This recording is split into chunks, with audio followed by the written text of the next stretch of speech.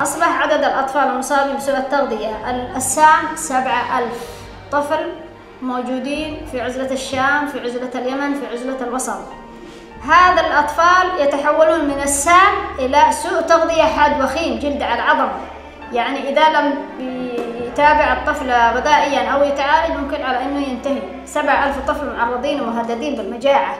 معنا هذه الرئيسية بسبب العدوان الذي قضى على البنية التحتية وقضى على الإنسان وقضى على كل مقومات الحياة داخل اللي تردد عندنا هي سوء تغذية حاد وخيم، ومضاعفاته مع ازدياد عدد النازحين في المديرية زاد عدد حالات سوء التغذية الحاد الوخيم.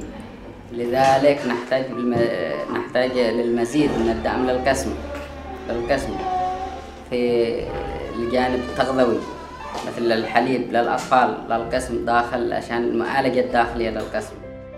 أوضاع مأساوية كارثية في ظل تدهور صحي خطير تجعل فرضية نجاة هؤلاء الأطفال المستباحين حصارا وتجويعا أقرب إلى الاستحالة، ولو فرضا تدخلت المنظمات المعنية بالشأن الإنساني لصحوة ضمير ربما تؤثر فيها هذه المشاهد لمعاناة أطفال فظيعة مريعة، صحوة غير مأمولة ولا مرجوة. وما زال التواطؤ العالمي سيد الموقف.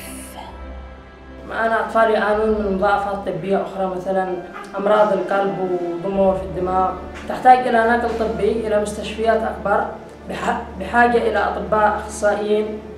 نحن فقط تمريض ينقصنا أولا في القسم طبيب، نحن بحاجة إلى طبيب في القسم. هذا من ألح الحاجات التي يحتاج إليها في هذا القسم. العدوان كان الأمور تمام مسابرة، لما أجى العدوان وزاد الحصار البري والبحري والجوي، وزاد معاناة الناس، وزاد كثافة نزوح لمديرية أسلم، وتردى الوضع الصحي الآن نتيجة الحصار، واصبحنا في وضع يرثى له. الكهرباء مشكلتها كبيرة، ما مش كهرباء.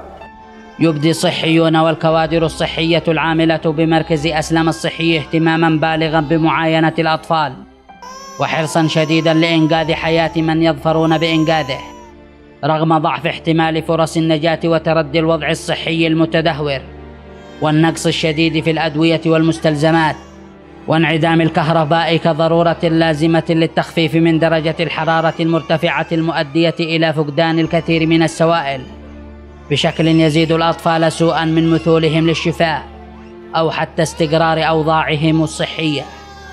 ينقصنا الكثير، مثلا الكهرباء لا تتوفر. معنا منظومة شمسية يا دوب تشتغل لحد الساعة 8 أو 9 مساء تطفى، نضطر أن نشتغل في الليل على فلاشات الهواتف. والله العدوان إنه حاصرنا وجوعنا، ولكن لا يذلنا ولا نخضع ولا نركع إلا لله، وسنواصل مهما جعنا ومهما تحاصرنا ومهما حلقوا بطائراتهم، والله لا نخضع إلا بقوة الله وحوله.